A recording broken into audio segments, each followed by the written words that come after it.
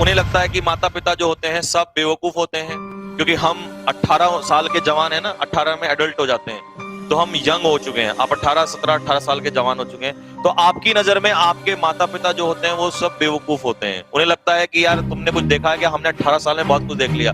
तो हमारे माता पिता को में हमें लगता है कि भाई 50 साल में उन्होंने कुछ नहीं देखा, लेकिन 18 साल में तुमने बहुत कुछ देख लिया।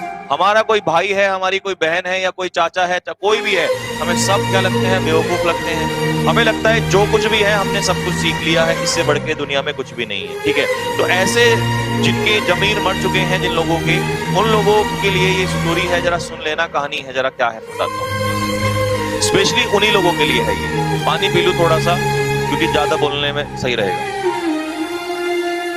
हाँ, मॉक टेस्ट। आयुष अवस्थी बेटा मॉक टेस्ट है, रॉबिन सर के बाद मॉक टेस्ट होगा।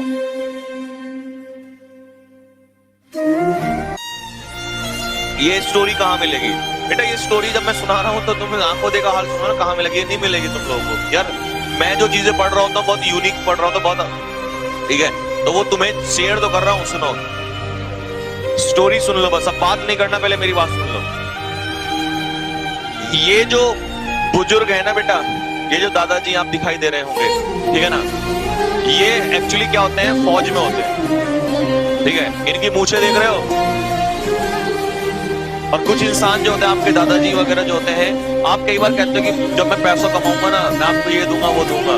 वो कहते हैं कि हमें तेरा पैसा नहीं चाहिए, और उनका एक ही वर्ड आता है, वो कहते हैं तू बस अपना नाम रोशन कर ले, अपनी जिंदगी संभाल ले। तो किसी भी माँ बाप को, दादा दादी को पैसे की जरूरत नहीं होती। ये बात पहले कान खोल के सुन लेना। अगर तुम्हें ऐसा लगता है तुम्हारे पैसे से वो लोग जिएंगे, तो ये बात गलत है। वो इसलिए कहना चाहते हैं कि जिससे तुम्हारा, अगर तुम ये सब चीजें करोगे, तुम्हारा नाम होगा तो उनका नाम ऑटोमेटिकली हो जाएगा। तो एक उम्र के बाद इंसान को पैसे की नहीं, नाम की जरूरत होती है। वो सिर्फ इसलिए, हमें लग रहा होता है कि मेरे पीछे इसलिए घर पड़े घर वाले की बस पता नहीं पैसा कमा दे। ये पैसे के लिए नहीं बेटा, नाम के लिए, और तुम्हारे नाम से ही उनका नाम जुड़ा होता है। तो ये जो होते हैं, ये फौज में होता है। इंग्लिश में 15+ कैसे लाएं बेटा? रीतु कौन है ये बेटा? रीतु जो भी है, ठीक है ना, तो 15+ लाने के लिए पहले तो अपना जो है आप रिवाइज करें, प्लेलिस्ट में जाके मेरी सारी वीडियोस देखें। रिवीजन इज द अल्टीमेट की, ओनली की, केवल एक ही की है रिवीजन। मेरी क्लास से बाहर कुछ नहीं आएगा। 15+ तो छोड़ो, 20 आएंगे बस। अब कमेंट रिपीट मत करना, रिवाइज करो। रिवाइज बुक कब मिलेगी? 10 तारीख के बाद बुक मिलना स्टार्ट हो जाएगी। तो भाई ये फौज से क्या होता है, ये रिटायर हो क्या, फौज से इनका क्या होता है, रिटायरमेंट होता है। जब इनका फौज से रिटायरमेंट होता है तो इनका सपना होता है, मतलब ये सॉरी फौज में ही होते हैं पहले उस समय पर, ठीक है ना, तो फौज में ये रिटायर हो, मतलब फौज में ही होते हैं, तो इनका सपना होता है कि मेरे जो आगे बेटा होगा वो मेरा बेटा भी किसमें हो, फौज में ही हो, ठीक है ना, सेना के लिए ही समर्पित हो। अच्छा, कुछ तो माँ बाप ऐसे है ना कि बस अपना सब कुछ दान कर देते हैं, सगा देते हैं। ढोंगी लोग भी हैं, निकम्मे पाखंडी। कभी देखा है किसी नेता का बेटा? रेयरली वन का बच्चा आपको फौज में जाता हुआ। क्यों भाई, ऐसा क्या है? लेकिन किसान, ये किसान ही है जिसका दिल भाई बहुत बड़ा होता है। ये शेर का जिगरा लेके पैदा होता है, शेर का जिगर रखता है बेटा। तो इनका सपना होता है कि इनका जो बेटा है वो किस में जाए, फौज में जाए। अब जब ये उस समय फौज में ही होते हैं, तो इनके जो बेटे हैं वो आपको दिखाई दे रहे होंगे, इधर दिखाई दे रहा है, इनके बेटे ये होते हैं, ये रिकमेंड हो जाते हैं और लेफ्टिनेंट बनते हैं। इनकी पीओपी हो रही होती है, इंडियन मिलिट्री एकेडमी में पीओपी हो रही होती है, ठीक है ना। अब उस समय इनको पहुंचना होता है, लेकिन ये गलती से इनकी पीओपी में उपस्थित नहीं हो पाते। इस पिता का सपना है कि मेरा बेटा जो है वो लेफ्टिनेंट बने, और वो सपना वो देखना चाहते थे कि वो मेरे सामने खड़ा हो और उसे कंधे पे मैं सितारे लगाऊं। लेकिन क्योंकि ऑलरेडी उस समय आर्मी में थे, तो इनके जो बेटे हैं ये में इनकी पासिंग आउट परेड हो रही थी, तो ये वो सपना इनका, हालांकि सपना साकार हो गया, लेकिन होता है ना कि मैं समझ रहा हूं ना, वो फीलिंग भाई, वो फीलिंग अलग होती है। ये रोंगटे खड़े हो जाते हैं उस समय पर। वो फीलिंग अलग होती है कि मतलब अपने बच्चे के कंधों पे सितारे लगाना, ठीक है ना। तो ये गलती से वहां नहीं पहुंच पाते। इनको अफसोस है, मतलब खुशी है, बहुत खुशी है, पूछे, ठीक है ना, बहुत खुशी है, लेकिन एक दिल में कसक रह जाती है अंदर। यहाँ पे कसक क्या होती है? कसक ये होती है कि यार मतलब होता है ना कि बस मैं वो चीज नहीं कर पाया। अब भाई फौज में है तो रूल रेगुलेशन तोड़ नहीं सकते, अपनी जगह पोस्टेड थे, उस समय वहां से आ नहीं सके, ठीक है ना। तो दूसरी चीज अब क्या हुआ कि चीजें आगे बढ़ती चली गई। तो इनके दो पुत्र हुए, एक ये साहब है और एक ये साहब, ठीक है ना। ये दोनों ही बचपन से बहुत निकम्मे, बहुत ज्यादा निकम्मे। दादाजी के अंदर ये बात कहीं ना कहीं खनक रही थी कि सपना तो पूरा हुआ लेकिन थोड़ा सा अधूरा हुआ। मतलब होती ना बात कि बस वो चाहिए था उनको कि वो कंधों पे सितारे, वो चाहिए था उनको। तो दादाजी ने अब अपनी, समझ रहे, एक सिपाही कभी भी हार नहीं मानता है। दादाजी ने अपनी नजर जो है वो इन नालायकों के ऊपर रखी।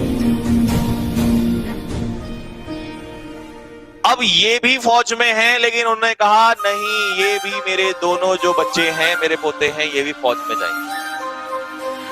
लेकिन ये निकम्मे इतने थे कि इनका पढ़ने लिखने में कोई इंटरेस्ट नहीं। गली का ऐसा कोई नहीं थे, गली का ऐसा कोई लड़के में, मोहल्ले में कोई ऐसा, अब ये गांव में थे, ठीक है ना। उस गांव में खूब लड़ाई झगड़े होते थे। तो इनको टेंशन होने लगी कि मेरा जो सपना है वो तो पूरा नहीं होगा, ये तो पढ़ते ही नहीं है या भी से ऐसे हैं बचपन से, तो आगे क्या होगा। अब ये टेंशन में आने लगे। देख रहे हो, फैमिली में पैसे की कोई कमी नहीं है, नाम की कोई कमी नहीं है, सब कुछ है, लेकिन ये फिर भी ये होती है असली चीज है, पैसा ये नहीं चाहिए इनको। तो इनका सपना था वो ड्रीम पूरा करना। तो अब ये टेंशन में इसलिए आ गए क्योंकि पिता टेंशन में। भाई एक पिता अपने, समझ रहे हो ना, एक बेटा, ये भी तो एक बेटे ही है ना। तो ये इसलिए टेंशन में नहीं थे निकम्मे, ये इसलिए टेंशन में थे क्योंकि ये टेंशन में है। ये और ज्यादा परेशान रहने लगे। मैं वही तो कह रहा था, जब हम 18 साल के हो जाते हैं ना, या हम 10 साल 12 साल, तो हम ऐसा सोचते हैं कि हमसे बढ़ के इस दुनिया में कुछ भी नहीं है साहब, हमसे बढ़ के कुछ नहीं है। और ये जो है, ये मतलब इनकी हरकत, उसमें लिखी थी सारी चीजें कि इनकी ऐसी ऐसी हरकतें थी, गालियां देना, उल्टा सीधा बोलना। अब भाई ये जो है, इनकी खास बात बताऊं, ये इनकी खूब पिटाई करते थे, खूब पिटाई करते, लेकिन इन्हें ऐसा लगने लगा कि भाई इनके पिटाई का भी असर नहीं हो रहा है। ये बेचारे बहुत परेशान हो गए। और पिता भी पिटाई करते, लेकिन कर क्या पाते, कुछ हो नहीं रहा। तो ये उस कोलू के बैल की तरह हो गए ये दोनों लड़के कि बस चलते जा रहे हैं, उन्हें कुछ नहीं पता। यार दोस्तों में ऐसे इन सब चीजों में, अय्याशी में लीन हो गए बिल्कुल। इनको कोई दिक्कत नहीं थी, इनको ये था कुछ ना कुछ तो कर लेंगे, जिंदगी संभाल लेंगे, अपनी जो होगा देखा जाएगा, मैं तो हुई। इनके जो इस दिल में वो तूफान जो उठ रहा था, वो बार बार उठता और वो शांत हो जाता। साथियों, कहते हैं कि एक फौजी दीवाना होता है, पागल होता है, और उसी दीवानगी में वो जी रहा होता है। फौजी को लाखों करोड़ों रुपए नहीं चाहिए होते हैं। तो ये बहुत परेशान हो गई। और समय बीतता गया, समय बीतता गया, समय बीतता चला गया।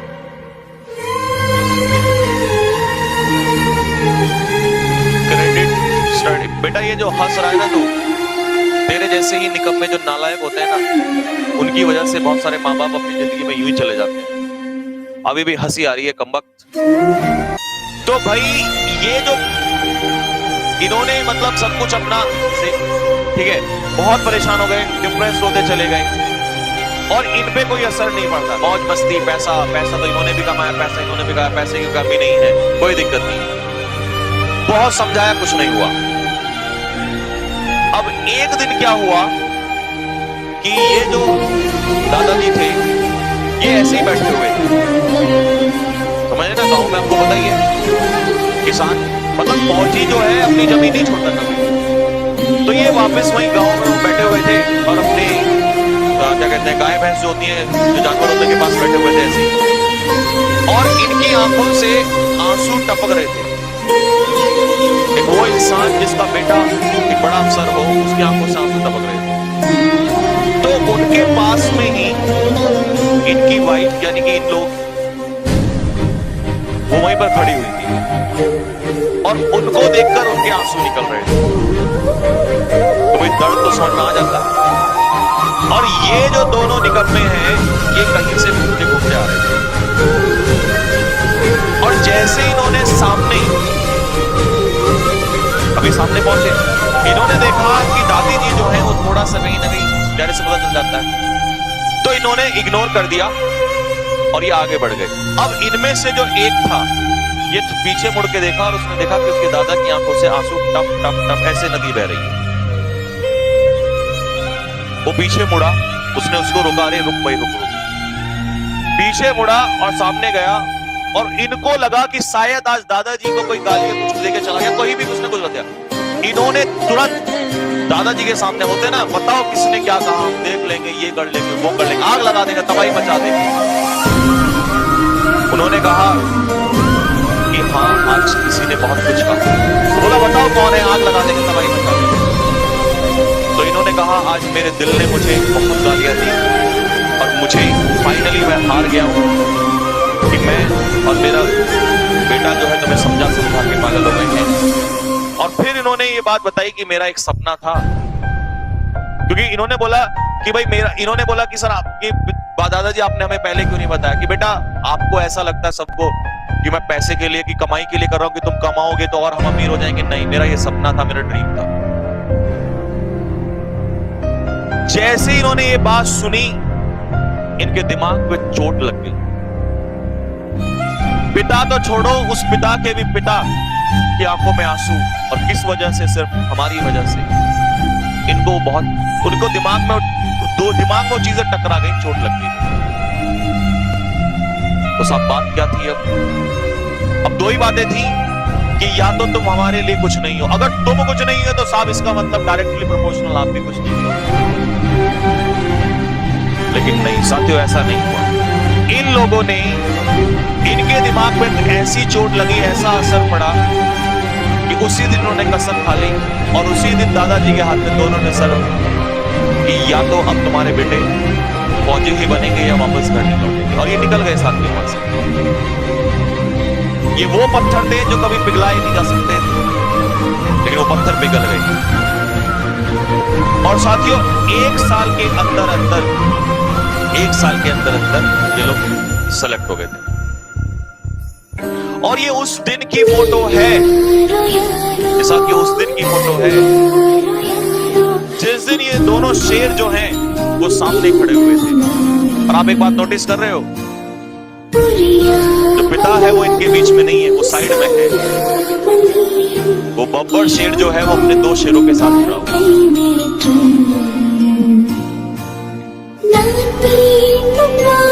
अब जिंदगी में चाहे कुछ भी हो जाए, लेकिन उसकी जिंदगी सक्सेसफुल हो। उसे पैसा नहीं चाहिए, उसे तुम्हारी दौलत शौहरत नहीं चाहिए, उसे ये देख रहे हो साथियों, ये मुझे कभी नीचे ना होने देना, इसी के लिए जिंदगी जी जाती है। और तब इनको समझ में आया, ये देख रहे हो ना एक्सप्रेशंस, ये खुशी कि हमने क्या करने चले गए थे। और सच्चाई, जिंदगी इसी का नाम है साथियों, जिंदगी इसी का नाम है, जिंदगी इसी का नाम है, बाकी सब तो दिखावा। और एक बात और बताऊं आपको, एक बात और सुनना ध्यान से। इन्होंने स्पेशली जब ये सामने खड़े थे, क्योंकि स्टार लग चुके थे, तो जब ये सामने खड़े थे, उनके कंधे पे सजाएं लगाने की बारी आई, तो इन्होंने सामने खड़ा करके दोनों को और एक सैल्यूट मारा। एक फौजी का, ये तो फौजी थे, एक फौजी का सैल्यूट है तुम्हें, एक फौजी का एक लेफ्टिनेंट को या दोनों लेफ्टिनेंट को सैल्यूट। साथियों ये जरूर होता है, आप भले ही पिता हैं या दादाजी हैं, आपको सैल्यूट मारना पड़ेगा। तो ये तो ऑलरेडी थे, इनको तो ठीक है भाई, ये तो ऑलरेडी थे वहां पर, ये नहीं थे। इन्होंने कहा मैं सैल्यूट जरूर मारूंगा। इन्होंने कहा नहीं, ऐसा बड़ा अपराध मत करो, लेकिन नहीं, वो खुशी बर्दाश्त नहीं हो रही। तो ये जिंदगी में अरबपति बन जाते, कोई फर्क नहीं पड़ता, लेकिन साथियों जो खुशी इन्होंने दी ना, वो खुशी बहुत अनमोल है, उसको दैट इज प्राइसलेस। अगर थोड़ा बहुत भी दिमाग पे असर पड़ा हो ना, तो बस ये पिक्चर निकालना, जरा ये पिक्चर निकाल लेना। पीडीएफ से निकाल लेना, पीडीएफ का नाम है cadet defence academy, Telegram channel का नाम है, वहां से निकाल लेना और ये पिक्चर अपने फोटोज में लगा लेना। बोला अब दिन तो यही आएगा, नहीं तो बस बाकी सारी चीज सब बेकार है। लक्ष्य को हर हाल में पाना।